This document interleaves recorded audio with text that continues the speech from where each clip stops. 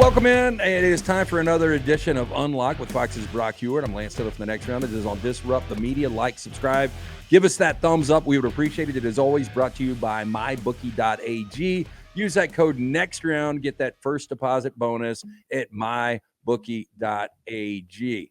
So we've got a 14 playoff set. We've got 4 Heisman finalists. Let me start, and then we'll back our way into it. Let's start with the Heisman finalist. Look, 3 were obvious, and I think it came down to a game you were at. I think you were there Friday night. When did you go to the Sphere? Did you go Saturday night or Friday night? I went to the Sphere Saturday night. So, I was in Vegas. Thursday to Sunday, and it was pretty cool. Yeah, well, we're planning, I told you before we went on, we're planning our West Coast trip. I think we're going to be in Vegas the first night we're out there, then to L.A. for 4 nights, and then a final night in Vegas before we come back home to the great state of Alabama. With all that, that feels about right. Yeah, I like that trip. So, that's what I need. Pac-12 championship game, you were there. Yeah. Going into the game, it seemed like if Bo Nix played like Bo Nix has played the last couple of months, and Oregon won the game, like a lot of people, especially Las Vegas, thought would happen, then Bo Nix would have been probably your Heisman Trophy winner. Instead, Michael Penix in Washington played with the chip on their shoulder. They got up 23 early. Bo did not play his best football. And coming out of that game, Jaden Daniels is a massive favorite. Now I've seen where it looks like Michael Penix could be the runner-up, and then Bo could be number 3. What I don't understand, and I think he's an incredible player, and you've covered him, Marvin Harrison Jr., Malik Neighbors, Roma Dunze. Those guys, the seasons were better than Marvin Harrison Jr. Why even have a 4th there? There's no need for it. No, really, you really don't. And that's nothing against Marvin, but unfortunately, Ohio State, especially offensively, was not nearly as dynamic as they've been in the past. I think that's why Ryan Day probably told Kyle McCord, like, you may want to look for someplace else because I'm not going to guarantee you the spot next year, and we're going to look to upgrade that position and his numbers. I mean, and even his impact and influence over games this season was not what Roma Dunze's was, and you saw that once again on the championship stage. Vegas was incredible, man. The scene was off the hook. And I know that you will enjoy the Rose Bowl, and when you get to the Rose Bowl on that day and on that Monday, it will be, I mean, football nirvana, football heaven. Like, it is incredible as any place. Why Herbie loves it. Keith Jackson called it the granddaddy of them all. It is special, but it's not communal like New Orleans is. It's not communal like Vegas is. Right? It's not everybody in the same spot. It's a pain in the ass. Like we went to Pasadena. Yes. I was blown away. The first time was 2009. Nick Saban's first opportunity for a national championship against Texas. We were going through this really nice neighborhood in Pasadena, and I'm like, I don't even know where we're going. We get there, and we're on a golf course tailgating. It was such a weird, surreal scene. Once we were in there, it was beautiful with the mountains. It was so majestic, but it was just, I had no idea where I was heading, and it was going to be like that. And there's not really a place like ahead of time, like you're not hanging out at the Rose Bowl the days leading up to it. You're not, you're spread out all over. Everybody tries to figure out how and where we're going to stay and how do we all connect and what venues do we go to versus, man, you've got Mandalay Bay and you got all the casinos and you got everything around, around Allegiant Stadium and you're just rubbing shoulders with the Oregon Ducks and Huskies and everybody that's down there. And, same thing with New Orleans. And I know that Husky fans were bummed and were really thinking after they won Friday night, like, can you imagine, man? It's going to be 91 all over again. It's going to be Michigan and Washington and those colors down in the Rose Bowl and flights were already booked and everything else. And then Alabama had to go and screw everything up and turn over the apple cart. And all of a sudden now we got to figure out ways. And kudos to Alaska Airlines. I think they opened up like 8 new flights that all sold out like that. Big Brother was on my radio show yesterday and Damon was saying, hey, listen, I know it's not Pasadena. I know it's not the granddaddy of them all, but he was there in 2001 with the Patriots when they beat the Rams, and he was backing up Brady, and everything's walking distance and Bourbon Street. I was there. Don't remind me. It was a game I never sweated. I think I told you this. You saw U2, which we got to get to this in a minute, on Saturday night. I had an opportunity, the only time the opportunity to see them, halftime of Super Bowl 36, and I decided to get a beer instead. So didn't care anything about that. Watch the Rams as 13.5-point favorites lose. I have been to so many events, so many big events in New Orleans. Just let me tell Husky fans, they are going to have an incredible time because nobody is in a bad mood in New Orleans. It's dirty. It's dank. but boy, it's got character. And if you like to It eat and does. drink and have a good time, Yeah. that is the place you want to go. And you're right. The cool thing about it is, like, you can be at a bar and you can be like, I'm going to go take a 30-minute nap, and you're right back at that bar in an hour. You know, in Yes. Los Angeles, you know this, man. Like, we found out the media hotel is downtown LA instead of Newport this year. And, you know, Newport to Pasadena was like 2 hours. But being in downtown LA and being like on that island for 4 or 5 days, I don't like it. Yeah, and I don't know if the last time you've been to downtown LA. I was there a couple weeks ago. It can be a little rough too. Like, Yeah, it's just not. So yeah, I mean, both have strengths and weaknesses. The games are going to be unbelievable. And I'm sure you've spent a ton of time talking about this. We'll get into this, and the committee had an impossible job. I mean, this was the first time. You have teenage daughters, Lance? You have I teenage do. kids? Well, I got a 20-year-old daughter now. 20-year-old daughter. So you went Yeah. through the teenage years, and you Oh, remember. yeah. That's what I felt like with this committee that night. Like, oh, they're dead. Like, just some of those weekends and just some of those moments and some of the dating experience with, like, oh my gosh, like, it just, as a parent, you're like, there's no win here.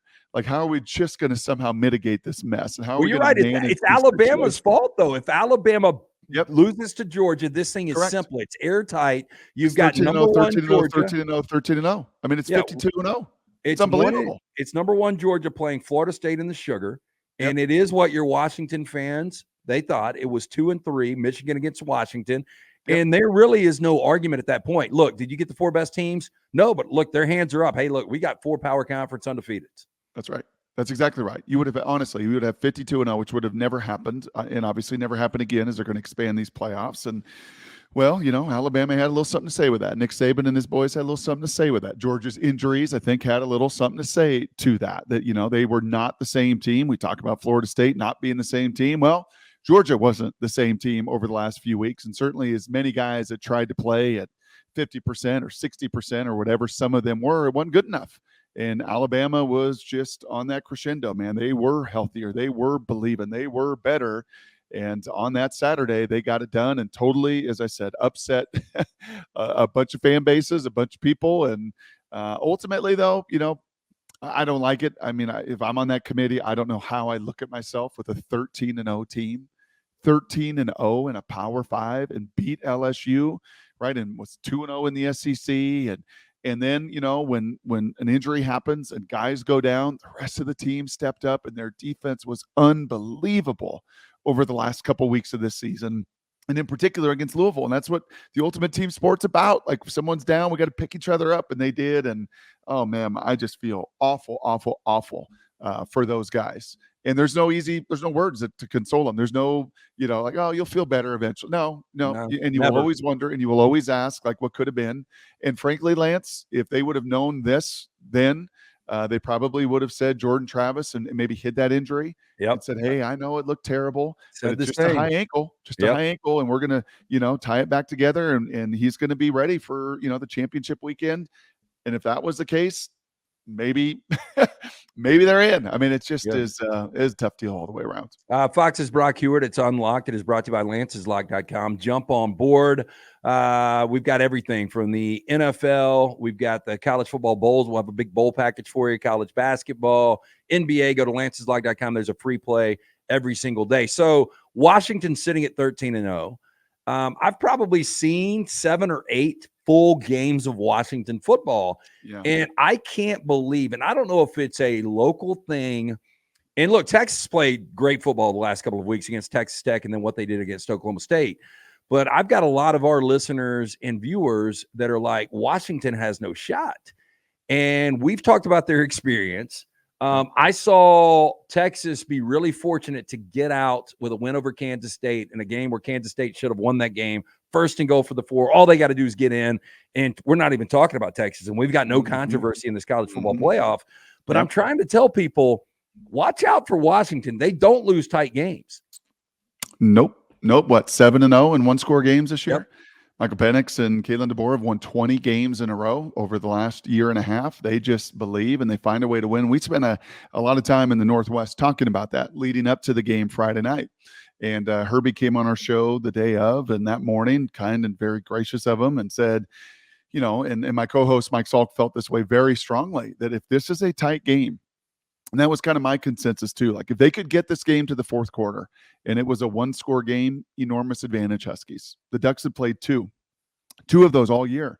And one of them felt like last season in Lubbock, Texas, because it was so early in the season. The only other one, the Washington game, and that was it. Those were the only two games that the fourth quarter mattered, that possessions mattered, that this critical third down mattered. And for Washington, it was the inverse of that, man. Really, after that Oregon game, it was every single week, and they were different, Lance. And I think that's the key. Like if it was just the same thing over and over, the same mundane, well, our defense is terrible. Oh, we're going to have to find a way to, score 50. That wasn't the case. They needed 50 at SC, and then they needed a defensive touchdown versus ASU, and they needed the battle, the Forrest Gump, thunderstorm in Corvallis, and a critical third down at the end after their defense forced 3 takeaways. So every one of them was also a little bit different. And oh, by the way, they got healthy. Right? Well, and here's another thing that I have not seen yet. When Michael Penix, people are like he's not playing his best football. When he needs to make a critical throw, he makes a critical throw. Yes, he does. Yeah, he didn't really miss many of those, other than at the end of the Apple Cup where he threw nearly 2 picks and then took a sack. But his kicker bailed him out. Outside of that, you're absolutely right. At Oregon State, it was a third down to win the game. Throw my little one-on-one back shoulder to Rome. Tie game with Oregon, or down against Oregon in the first matchup.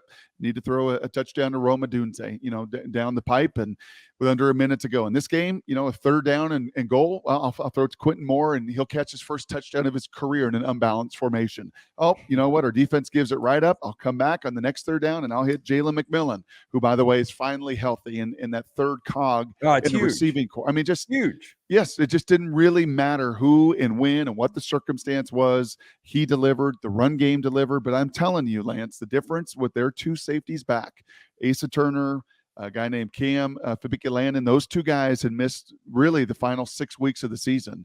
And to get them back and healthy, settle down the secondary, their big defensive tackle, Tuli Nasanoa, I love saying that name, Tuli Nasanoa, to get him back in the fold, by far their most dominant defensive player. And you could feel it, man. And I'll tell you this as well, being down in Vegas, those bookies and those books and those sports books did the Huskies the biggest service possible. Yeah, and maybe 9.5. And maybe the Ducks the biggest disservice possible. They did. And make those guys 9.5-point underdogs at 12-0, just inflame them. And you certainly felt that. Yeah, and look, it affected me at Lance'sLock.com because it's one of those numbers I can't explain. Lance. I know. What did you do, Lance? What did you do? I played Oregon. I did. I do think Las Vegas is, majority of the time, they're really smart. When they put out a number like this, it does mean something. They completely whiffed on this. And I agree. I do think, and Herb Street pointed this out, like they are playing with a chip on their shoulder. When they went up 20-3, it was like, F you. We already beat you guys. How in the hell are we 9.5-point underdogs? Right. So, and that's why I don't discount this team at all. So Washington fans, and you cover it every single day, how confident are they against Texas? And if they do beat Texas, and I know we'll get more into this as the game builds up, if they do beat Texas, who would they rather have, Michigan or Alabama? Yeah, I think that's a great, probably Michigan. Yeah, just because of stylistically, like closer game. See, I would just think that they would want the SEC. Hey, look, we've never had this matchup. Let's do it. I guess they did in 16. They had 16. They didn't go well. No, and I think there's like 10 dudes on that defense still playing in the league, or had started in the league with Minka and others. So no, I think that they would, and I think frankly that as much as they wanted to go to Pasadena, at least they avoided Bama, or at least they avoided Georgia. So when it came out, like, okay, Texas, we played them in the Alamo Bowl last year, hard fought game, pretty tough game. A lot of the same personnel. I know there was no Bijan, no Roshan last year, but there was Worthy, and there was Ewers, and there was the O-line and the D-line. And like, okay, yeah, this was a pretty good matchup a season ago, and it will be this time around. What is the feeling? By no means arrogant. I don't think you feel any hubris, but you feel this Kalen DeBoer, like, we got this. And Lance, that was the most telling thing to me, like watching the TV monitors. And it's been this way all season with Kalen. He just has an expression. He's got a posture. He's got a demeanor on that sideline that, like, we're going to win. It's almost as if he knows, like, the end result. And no matter the circumstances, other than yelling at the refs a few times over the course of the season with some calls he didn't love, like, he never, ever flinches. And because So of are that, you good at reading his face? I can read Because his face. Oh, okay, yeah. so I'm going to need to know going into this game where we Yep. are on Kalen's poker face, and then if in fact they get by Texas, where they are on the Yep. national championship. Because I said it. Look, I think one of two coaches needs to win the national coach of the year, and that is either Kalen DeBoer or that is Mike Norvell, and maybe kind of a makeup for leaving them out. And I got no problem with it. What he's done with that program completely Yep. flipped the script on that. So either one of those guys, but I do think Kalen DeBoer, this is a coaching mismatch. I'll give Sarkisian. You saw him in Washington. Good dude. Great story how he's turned around his life. He is growing as a coach. There is no doubt. But I think right now, Kalen DeBoer is a better coach than Sark. Well, yeah, for Sark to get over this hump, and this was a huge hump this season as they move on into the SEC next year. I mean, you realize he had not had a double-digit win season in the course of his career until this season.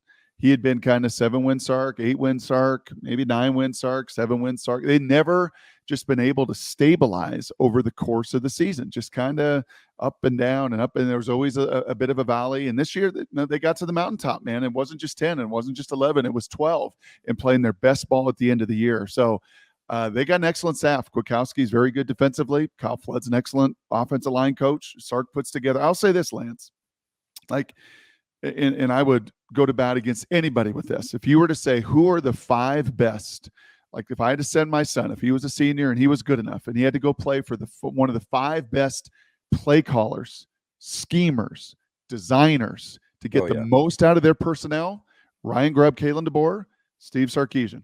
Like they're on that list. Like they're on the medal stand. Like, Lincoln Riley's up there. I know it was a rough year, but Lincoln is up there. I think Ryan Day over the years has done a very good job. Dan Mullen, in fact, when he was at Florida, I thought did an excellent job of always being QB friendly and getting the very most out of that position. Those two at Texas and Washington do it as well as anybody and have 3.5 weeks to prepare for this one. Okay, as we transition into the NFL, I'm going to ask you my facetious question of the day. This is Unlocked with Fox's Brock Huard. It is brought to you by our friends at Manscaped. Great stocking stuffers out there. Ton of different items to choose from. Go to manscaped.com. Put in that promo code UNLOCK. They're going to hook you up at checkout. That is at manscaped.com. Can I add to that? Can I add to Manscaped, by the way? Yep, if you got a please. preview pubescent son or a pubescent son that's got some peach fuzz that's just really annoys you, but you don't want to say anything because there's that awkward stage of kind of puberty, and they're already a little, insecure and already maybe have a little bit of pimples popping up, and they got girls looking at them and everything, and you look over in the car when you take them to school and they got that little awkward peach fuzz. Yep. That Manscaped is a home run. Yeah. I mean, home run. My little guy is 16, Brock, and he has got a full beard. That ain't a little guy anymore. Yeah, I know. He's 6 feet 205. Like he's doing pull-ups all the time at the house. My buddies come over, they're like, this guy wants to be a bouncer. I don't know what's going on. So anyway, he has used Manscaped as well. But here's my facetious question of the day for you. So Monday Night Football, by the way, lanceslog.com, we had the Bengals getting 10.5 points, winning the game outright. And I played a player prop, the over 61.5 Jamar Chase total yards. Very easy winner there. And I told people, I've got a feeling Jake Browning's going to have a really good game. Yep. And you saw this guy at Washington, got a ton of reps there, took him to a college football playoff. The way he played last night, here is my question. It's a little facetious. Who gets more starts in the NFL next year, Michael Penix Jr. or former Husky Jake Browning? Good question. As much as we see QBs drafted the first and second round playing, I'm going to probably lean on Penix. Yeah, just because Browning's going to fight the same battle he's always fought. He's short, he's unathletic, doesn't have a big arm, he's accurate, and he's got great decision making. So he's going to stick around this league for 10 or 12 years, like guys like him tend to do. I mean, Case Keenum kind of checked every one of those same boxes as well. And heck, I think Case is still playing somewhere. Who was the little guy out of Missouri? Chase Daniel, same thing. Have you seen Chase Daniel's career earnings? It's unbelievable. I think it was like $96 million or something. It's like Manscaped, net profit in a year. It's unbelievable. But Jake's that way. Like he's just not going to. There's not going to be somebody, no matter what he does over the final 4 or 5. It's like, oh yeah, that's my guy. I'm going to invest in that guy. But he's going to be somebody's guy as a backup for a long time, and maybe he's going to run with this 4 or 5 games and show like, hey man, I'm exactly the guy for Joe Burrow, who's gotten beat up and not finished a couple seasons here because the dude is accurate. I mean, go back and look, Lance. I think in high school at Folsom High School, he threw for like 15,000 yards at UW. He's the all-time record holder, like 13,000 yards. Like, you don't do that unless you can throw accurately and with great decision making. He does both of them, and super proud to see him perform last night. Well, after Burrow went down, we wrote the Bengals off. And look, it's probably still a huge hill to climb, but they're at 6-6 right now. And if Jacksonville, as a 10.5-point favorite on Monday night, would have won that game, they would be right now your 1 seed at 9-3. But since they lost that, you've got Miami and Baltimore sitting at 1-2. This AFC, it's not playing out like I thought it would. You and I both like the Ravens going into the season. I hope they completely shit the bed this weekend against my Rams. Probably won't happen coming off a bye. But this AFC, I mean, like, Buffalo's been great, and then they've been bad, and quarterbacks can't stay healthy. I don't know what to make of the AFC right now. No, I hear kind of Tom Brady's words from just a couple weeks ago talking about the overall play, right? And when you don't have time on task and you don't work in the off seasons and you limit all of this contact and you limit anything in preseason and you don't play preseason games, like, in what world do we think that's going to be good for the product? Like, it's a college football right now, Lance. Like, it is totally unsustainable.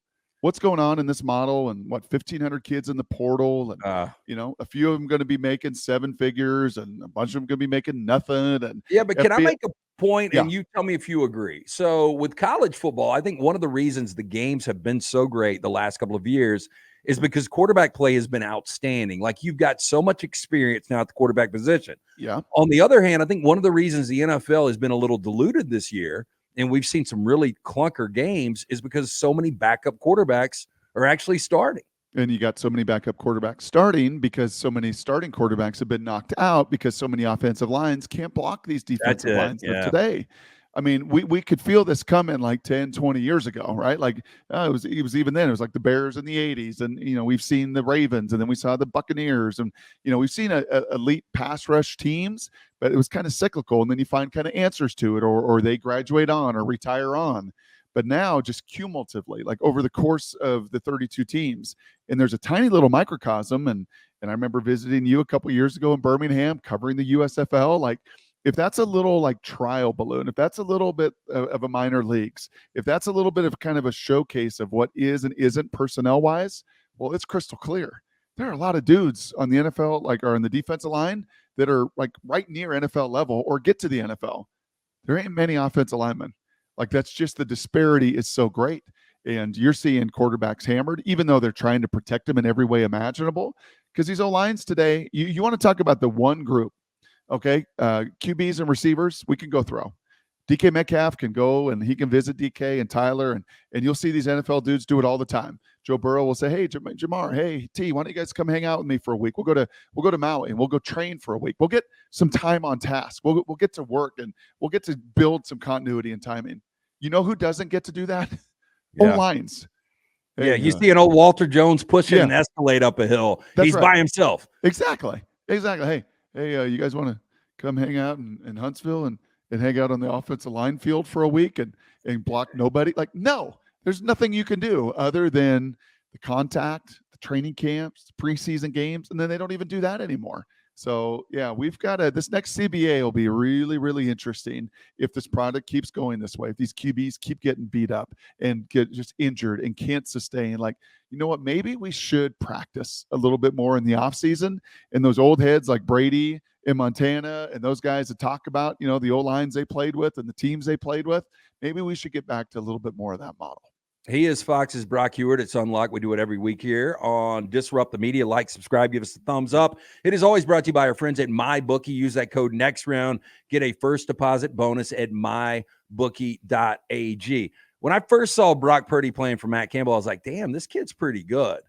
And then he really regressed his last couple of years in Ames. And then he goes, they see something, the intangibles, and in a very quarterback-friendly San Francisco system, they take him as Mr. Irrelevant. And now Mr. Irrelevant, 12-week deep, three months into the NFL season, is your MVP favorite. What a story this would be. Look, in the NFL, it's not that they need money. They don't need storylines. But this would be an incredible storyline to go from Mr. Irrelevant to winning the MVP. Yep, this is twice I mentioned my co-host Salk, so he better be happy if anybody responds to him. But he asked Pete Carroll a few weeks ago, Lance. He's like, "Coach, help me understand this. You guys spend all these hours, you spend all this money, all this manpower. You have months from January to February to March to April. You have interviews, you have combines, you have workouts, you have all of this time. And you're telling me that Brock Purdy's Mr. Irrelevant? How's that happen? How do you guys, how does that, how does that work? And, as Pete would say, and I think I would answer right back, like, you see Brock Purdy in street clothes, or as I did in Ames, Iowa, his final year there, Lance, on a Friday workout, you're like, okay, yep, small hands, short arms, like undersized, can't see, not going to be, has to lick his thumb every play to get a grip at the college level. Like, probably not going to transfer real well at the NFL level. And boy, was that wrong, because you just can't measure this. Much like head injuries are so hard to diagnose, so hard to project when you're going to come back from, so hard to figure out, and there's still so much unknown about brain injury. It's the same thing with brain processing. Like, you think you got these tests, you think you could fly them in. I think I told you the story about Brandon Bean there in Buffalo that year. There were 5, first round QBs, and they thought they figured it out with Josh because he was overwhelming, and their kind of whiteboard, and they think they've got it figured out, but they still don't. Because to evaluate somebody's time and ability to process in that split second, in that nanosecond, in that second, right, and be able to do that and to see it and to feel it, and he's different. He's different, and you're seeing that played out with Shanahan, the perfect maestro to put him in a position for success. Yeah, the other day my girlfriend was like, so in Mr. Irrelevant, do they usually do well? And I'm like, no, they usually get a Rolex and a parade, and they get a shot at camp, a little bit of money, and then they get cut. Yep. And then you see them in the USFL. Yep. And this story is just, because I don't know, you covered the guy in college. He was really good his first couple of years, and then he was still good. It's just that the bar changed, right? I think I would challenge that a little bit. Maybe the numbers dipped a little, Lance, but I think the expectation was, wow, he's so good. Wow, him and Breece Hall have really elevated. Now maybe they're going to be a playoff team, right? And I think even like one year they started the preseason like top 10. And then if you went and looked at their old linemen and you looked at their guys, you're like, like that. You know who recruited him though? Nick Saban. Alabama was one of his finalists, and for him to go to Iowa State, I guess he was told, hey, look, you're a work in progress. Like, you're not going to play immediately. And Matt Campbell was probably like, you can win this starting job, day one. Yes. But that shows you something, because Nick Saban's one of the best talent evaluators Sure we've ever seen. He sure is. And he's got one other thing too. And Damon mentioned this. My big brother was at the Thanksgiving game when San Francisco beat Seattle up there, and saw him in person. He's like, give him some credit for being an athlete too. Like, you want to just say, oh, he's tiny, he's little, he can't do any of this. No, to scramble around and to extend plays and to do the things that he's capable to do, to get out of the pocket at the NFL level. And, he's not Lamar Jackson. He's not going to run for 100 yards, but he can create enough. And then that brain is good enough. And then the decision and the accuracy and the timing and all of that stuff, well, as you said, it's got him in a position now as an MVP that nobody on draft day would have ever imagined. Okay, one final question before I let you go. It's Unlocked. It is brought to you by Lance's Lock. Go to lanceslock.com, get a free play every single day. He's Fox's Brock Huard. So this weekend, big games for your Seahawks and my Rams. Rams go to Baltimore for a noon kick against a team coming off a bye. They're 7-point underdogs. On the other side, your Seahawks go to San Francisco, where they were embarrassed in Seattle on Thanksgiving. Either one of these teams have a shot at either one of those teams. Well, I'm hoping the Rams get beat up, beat to heck. The Ravens, healthy, off of a bye. I know there's no Andrews, so just beat the tar out of those Rams, please. Knock Stafford out, end their season, so my Seahawks have some semblance of a chance to make the playoffs. And then, do you know this number, Lance? 14. I think this is Pete's 14th year in Seattle. Do you know how many times in 14 years he's lost 4 in a row? No, I would say 0. It would be 0. Yeah. Even in 10 and 11 with Charlie Whitehurst and Hasselback and T-Jack, and before Russell came on the scene in 12, he has never lost 4 games in a row. Hey, and literally, if they were playing anybody but San Francisco, yes. Yeah. I would say I feel good about this, but San Francisco has become a juggernaut. Yes, and Pete can't beat Kyle, and Shanahan's owned him the last 4. When healthy, it's not been competitive. Sean McVay has owned Pete, right, 10-5, and owned him recently, and that's a lot of the scuttlebutt in Seattle. Say, hold on a second, where is this thing going? Like a lot of the young talent, right? Love the draft class of the last 2 years, but where is this thing really headed? You're 12-point underdogs. Pete Carroll's team is a 12-point underdog in December. That is massive. I think it's the second biggest since 2011 when they went to Pittsburgh and got punched in the face. And the GM Schneider came out of that game and said, never again. Never will we be physically humiliated the way we were. We just could not even compete. So this is the second biggest spread in over a decade. Trying to fend off a 4-game losing streak, I don't think they've got a chance. I think San Francisco, as you said, is playing now for the number 1 seed, has closed the gap, knows that Philadelphia is not playing their best ball, has got a great shot if they go undefeated down the stretch to be the number 1 seed, and they are the best team going in the league right now.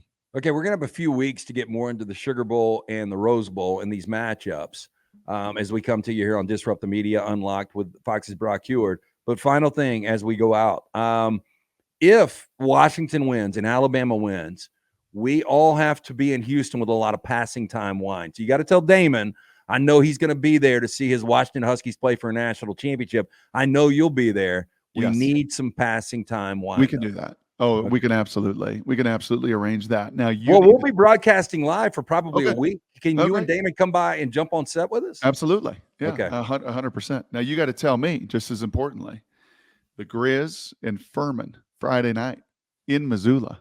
You got a line? You got a bead yet? Can you let me know? Well, there will be, but they set the college basketball numbers because there's such a massive I'm not talking basketball. I'm talking FCS quarterfinal football. Yeah. Hold on. I'm talking basketball. Okay. I'm not talking any of that random. No. I'm talking right now. Baby, it is the FCS quarterfinals. We're down to the final 8. The Grizz were the 2 seed coming in. They throttled Delaware. The Delaware QB said after the game, hey, we played at Penn State this year. That was nothing compared to Grizzly Stadium. What I just endured in this place, unbelievable noise and hostility and passion. So Furman, you're Furman. I don't even know their nickname. You're Furman. The Paladins. The Paladins. Paladins are making the cross-country trip to Missoula Friday night, ESPN2. You got a little bead? Can I get a little Lance Locke? Can I get a little bet? Can I get a little something? What are you feeling? Oh, I'm looking here. Damn, Montana won 49-19 over Delaware, who's going to the FBS. Oh, yeah. Stomped them. Just stomped them. My gosh. I'll find a number for you and I'll send it to you. I would damn, Montana's a number 2 seed. Yes, they're going to be favored. They're going to be a heavy favorite. Is it going to be snowing? Let me guess. Missoula, it'll be snowing. Well, it was snowing last Saturday night. No, it's going to be like 18 degrees. So I'm going to try to, we're making the trip where my wife and I are heading up, watch our girls play some basketball Wednesday, Saturday, and that'll be Friday night. So you just let me know. Okay. Between now and then, I will. That is to play. You live a great life though, by the way. I mean, not only do we get to do what we do for a living, but you to be able to go to the incredible state of Montana to watch your daughters play basketball and just hang out with the wife. That's incredible. It's gonna be a good time. Does she drink passing time? She likes the Chardonnay. Yeah, okay. she likes a little Chardonnay from passing time. So, yeah. Okay. Well, look, man, whatever you're doing this weekend, I don't know. Do you even have a game this weekend? No, you're going to Missoula. Nope. Okay. I got the Grizz on Friday night. We'll be watching them versus Furman. Got my girls Saturday. No, Hayes in the barn for me. Holiday Bowl is the only Fox Bowl, and Joel and Gus will have that. So barring sickness or an NFL possibility, nope, I will be just watching a ton of ball, getting ready, and rooting for the Huskies and the Tide so we can meet in Houston, which would be pretty darn fun. Yeah, it would be awesome. I will send you that number in a little bit. The Paladins taking on the Grizz. But have a wonderful weekend in Montana, and we'll talk to you soon. Always a blast. Appreciate it, Lance.